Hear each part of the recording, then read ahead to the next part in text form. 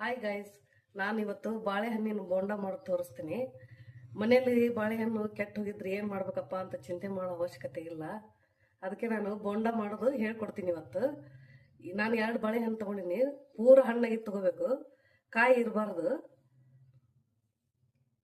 ಅವನು ಸುಲಿದ್ಬಿಟ್ಟು ಹಾಕೋಬೇಕು. ಬಾಳೆಹಣ್ಣನ್ನ ಮೊದಲು ಚೆನ್ನಾಗಿ ಕಿವುಚಬೇಕು. ಸ್ಮ್ಯಾಶರ್ ಇದ್ರೆ ಸ್ಮ್ಯಾಶರ್ ಮಾಡ್ಕೊಳ್ಳಿ. ಇದು ಜಾಸ್ತಿ ಮಾಡಕತ್ತಿಲ್ಲ ಅಂತ ನಾನು ಅದನ್ನೇ ಮಾಡ್ತಾ ಇಲ್ಲ, ಕೈಲಿನ ಕಿವಿಸ್ತಾ ಇದ್ದೀನಿ. ಇದು ಎಷ್ಟು ಹಿಡಿತೈತೋ ಅಷ್ಟು ಗೋಧಿ ಹಿಟ್ಟು ಹಾಕೊಳ್ಳಿ, ಇಲ್ಲಕಂದ್ರೆ ಮೈದಾ ಹಿಟ್ಟು ಹಾಕೊಳ್ಳಿ. ನಾನು ಇವಾಗ ಮೈದಾ ಹಿಟ್ಟು ಹಾಕ್ತಾ ಇದ್ದೀನಿ.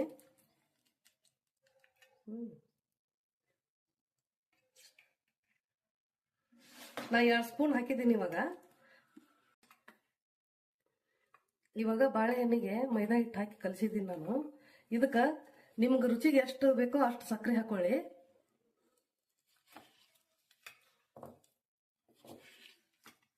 ಬಾಳೆಹಣ್ಣು ಸ್ವೀಟ್ ಆಗಿರುತ್ತೆ, ಬೇಡ ಅಂದ್ರೆ ಸ್ಕಿಪ್ ಮಾಡ್ಕೊಳ್ಳಿ. ಸ್ವಲ್ಪ ಕಾಯಿ ತುರಿ ಹಾಕ್ತಾ ಇದ್ದೀನಿ, 1-2 ಸ್ಪೂನ್ ಅಷ್ಟು. ಕಾಯಿ ತುರಿ ಇಡ್ಲಿಕ್ಕೆ ಸ್ಕಿಪ್ ಮಾಡ್ಕೊಳ್ಳಿ. ಇದಿನ್ನೂ ಹಿಟ್ಟು ನೀರಾಗಿದೆ. ಇದಕ್ಕೆ ಇನ್ನೊಂದು ಸ್ಪೂನ್ ಅಷ್ಟು ಮೈದಾ ಹಿಟ್ಟು ಹಾಕೋಣ.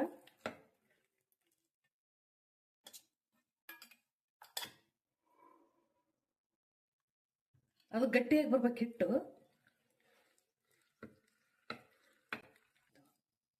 ಇದಕ್ಕೆ ಒಂದು ಚಿಟಿಕೆ ಅಷ್ಟು ಏಲಕ್ಕಿ ಪೌಡರ್ ಹಾಕೋಣ.